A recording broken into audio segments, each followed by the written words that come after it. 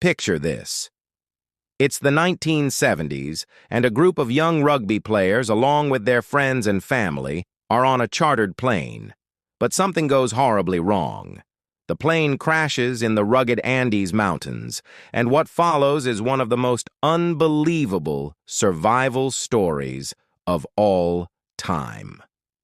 A group of 45 people, mostly from Uruguay, who were flying to Chile for a rugby match. The plane encounters bad weather, and despite their best efforts, it crashes into the mountain range. The survivors are left stranded in a remote, icy part of the Andes, with no way to call for help. No food, no shelter, no sign of rescue. They scavenge whatever they can from the wreckage, but it's clear that survival will require more than just finding food. The next step? They have to face the reality that help might never come.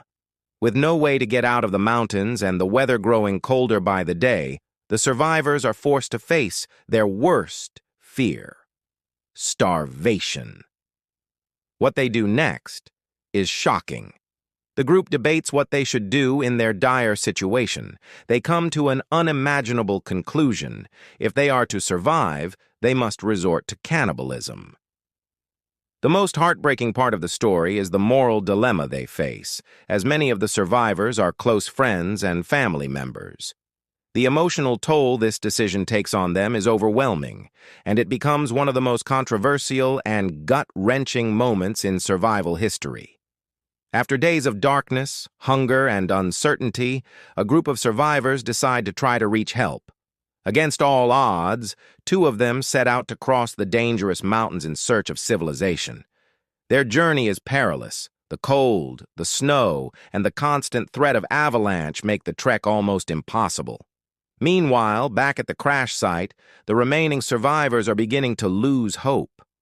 The group is scattered, each person grappling with the horrors they've witnessed, but the bond they've formed keeps them pushing forward, hoping for a miracle. After enduring unimaginable pain and suffering, 2 survivors, after days of walking through the wilderness and nearly giving up, finally encounter a shepherd on the other side of the Andes. They collapse in front of him, exhausted and near death. This moment of salvation sparks a chain reaction that eventually leads to the rescue of the remaining survivors. Many survivors carry the trauma of their experiences for the rest of their lives, but they are also forever bonded by the miracle they witnessed.